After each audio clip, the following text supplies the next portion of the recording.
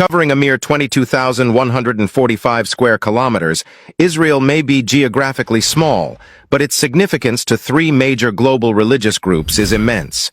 In the modern Jewish state, the importance goes beyond being just the promised land for Jews.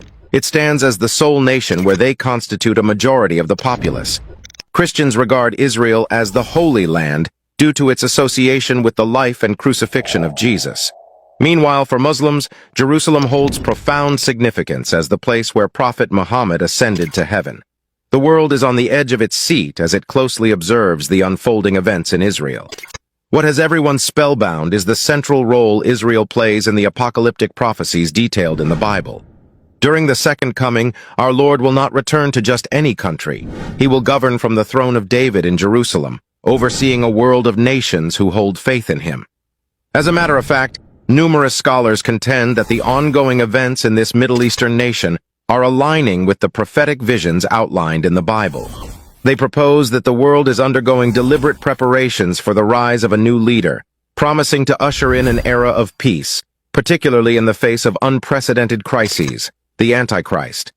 The Antichrist is seen as the complete opposite and biggest enemy of Christ in Christian beliefs.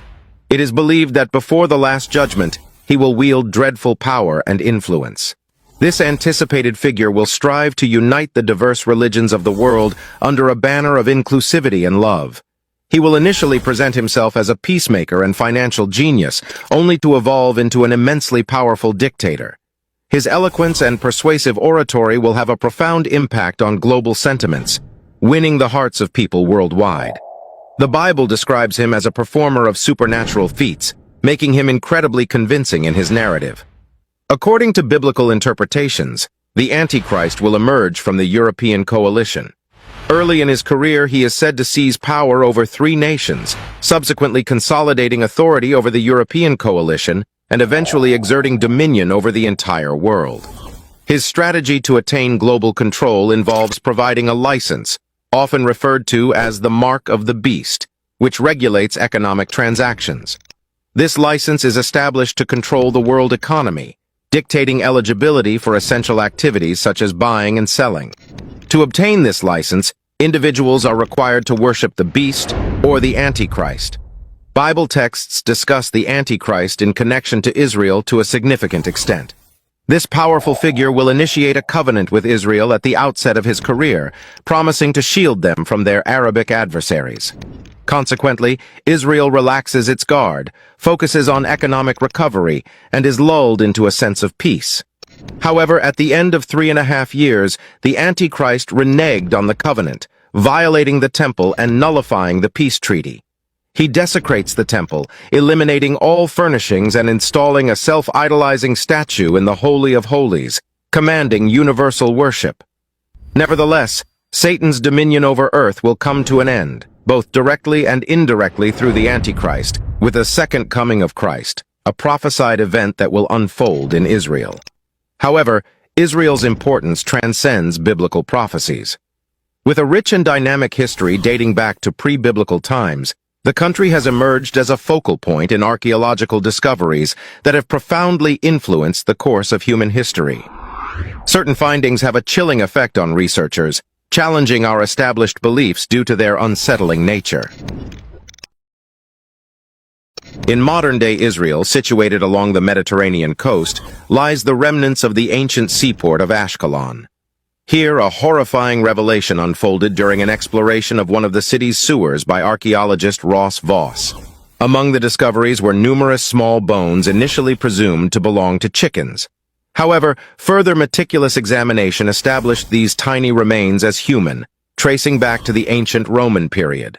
This revelation has become a paramount discovery, marking one of the largest mass graves of infants ever excavated. It has brought to the forefront a prevailing hypothesis among archaeologists that the ancient Romans may have practiced extensive infanticide. Despite the Romans being advanced in many ways, their views on childbirth and parental duties were quite outdated. In Roman society, when a baby was born, they weren't seen as fully human right away. This belief made it acceptable to abandon unwanted babies, usually outdoors, to face the elements without direct harm.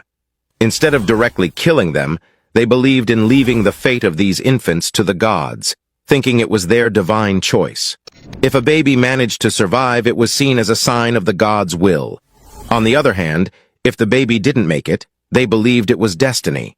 This belief was deeply ingrained in their culture, illustrated by the tale of Romulus and Remus. The twins were believed to be the offspring of Mars, the god of war, and they faced the grim fate of being sentenced to death by drowning in the river Tiber. Fortunately, they were cared for and nurtured by wolves, ultimately founding the illustrious city of Rome. This belief system reinforced the notion of overcoming challenges for survival and regarded death as a natural aspect of life. After thoroughly digging at the site, it was clear that around 100 infant bodies were buried together. The bodies found by Voss didn't show signs of being left outside. They appeared healthy before they passed away. This raised a disturbing question. Could someone have caused harm to these infants? Researchers couldn't figure out the reason behind this troubling act, but the evidence strongly hinted that these infants were not just left alone. They were sadly and intentionally brought to an end. However, there are some artifacts in the area that might explain the reason behind the mass grave.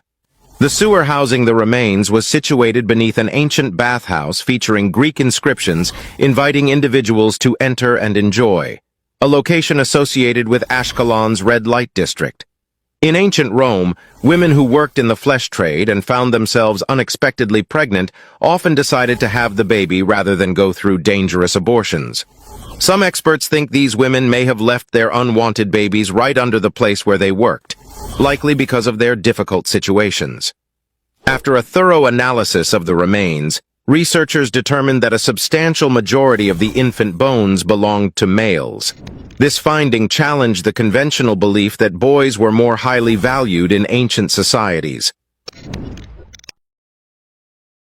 Archaeological evidence pertaining to the pivotal Battle of Jerusalem around 2,000 years ago, just before the Second Temple's devastating destruction, has been unearthed at the city of David.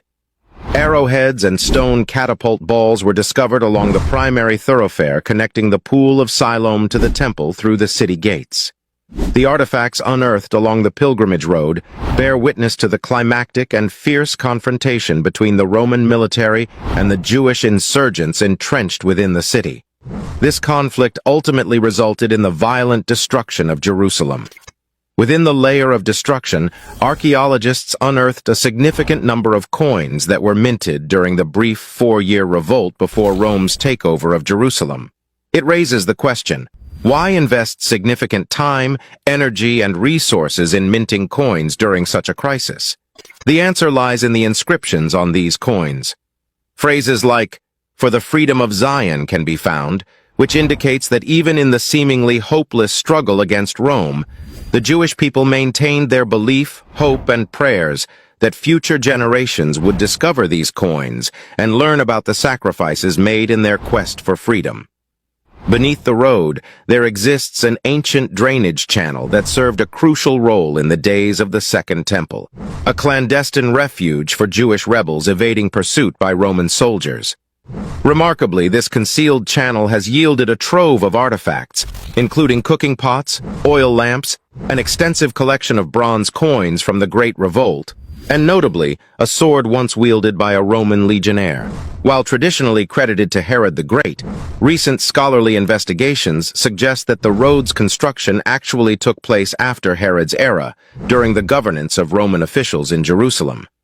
It is quite likely that the construction of the road was authorized and overseen by the Roman governor Pontius Pilate, infamous for his involvement in the crucifixion of Jesus. In a recent archaeological find, researchers unearthed an artifact indicating the ancient inhabitants of the coastal town of Ashkelon had the ability to catch even enormous sharks. This evidence comes in the form of a sizable bronze fish hook. Remarkably, at 6,000 years old, it stands as one of the most ancient metal fish hooks ever found. This discovery not only aligns with the well-known occupation of the disciples as fishermen, but also resonates with references to fish hooks in Old Testament scriptures, such as the Book of Amos. Measuring an impressive 2.5 inches in length, the researchers suggest that this hook likely served in capturing substantial marine creatures. dating back to the Chalcolithic period, approximately spanning from 4,500 to 3,300 BCE. This substantial hook holds the distinction of being one of the earliest instances where copper was utilized in crafting fish hooks. The widespread use of copper during the Chalcolithic era marked an innovative leap, as earlier fish hooks were predominantly fashioned from bone. Furthermore, the hook's considerable size sets it apart, exceeding the dimensions of typical fishing implements from that period. During the Chalcolithic period, Ashkelon and its surrounding region hosted numerous substantial settlements. The economic landscape of this time may not have been markedly distinct from the present day. Besides engaging in fishing activities, these communities relied predominantly on agricultural pursuits. This included the cultivation of essential crops like wheat, barley, legumes, and various fruit trees. Additionally, herding played a vital role in their sustenance, involving the rearing of animals like sheep, goats, and cattle.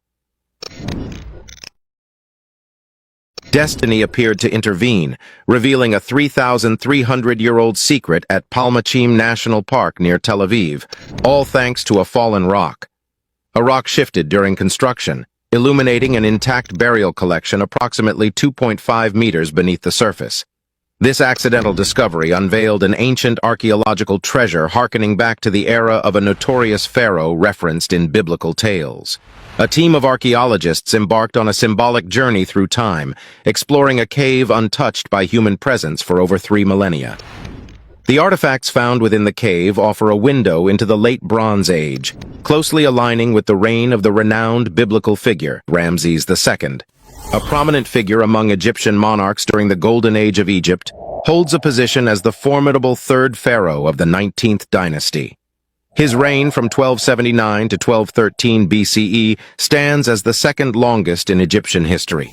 Renowned not only for his military campaigns against the Hittites and Libyans, Ramses II is celebrated for his ambitious building initiatives and the numerous colossal statues bearing his likeness dispersed across Egypt. Experts believe that the vessels found in the cave were likely imported from regions like Lebanon, Syria, and Cyprus, a practice commonly observed in burial collections of that era.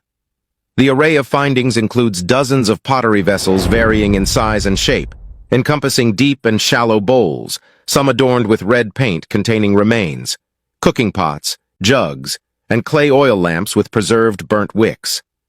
While certain organic materials may have decayed over the centuries, it is speculated that a quiver once held an assortment of bronze arrowheads or spearheads, which were also discovered within the cave. A tomb bearing a foreboding curse, warned in what appears to be blood, is something straight out of a movie plot. However, this became a reality during an archaeological excavation at an ancient cemetery in Beit Shirim, located in northern Israel. Inside a tomb dating back 1,800 years, a peculiar and ominous inscription in Greek served as a forewarning. It appeared that the individual interred within sought to ensure the eternal sanctity of their final resting place. The stone slab features 8 lines of text, culminating in the final words boldly inscribed in blood-red letters. Jacob Hagar swore to curse whoever opened this tomb so that no one would open it, for 60 years. Interestingly, and somewhat reassuringly, despite its ominous appearance, the message is composed not in blood, but scarlet paint. This tomb marker, discovered at the site, marks a significant historical finding, explicitly confirming the individual interred as a convert to Judaism, the first such confirmation found at this location. The inscription dates back to the late Roman or early Byzantine period, a time when Christianity was gaining strength. The tomb serves as compelling evidence of individuals expressing a desire to embrace the Jewish faith during this era. Regrettably, it appears that the tombstone had been detached from its grave by looters at some point after the burial, leaving the exact location of Jacob's final resting place a mystery. Regardless of his origins and the whereabouts of his remains, Jacob's ominous warning continues to echo through the ages, joining a compilation of epitaphs cautioning against disturbing the earthly remains of the departed. Given Israel's rich historical background, the potential for discovering archaeological treasures in the region is boundless. What other remarkable findings await us in this captivating country? Only time will unveil the secrets yet to be revealed. What are your thoughts about this? I hope you like our story. Until the next one.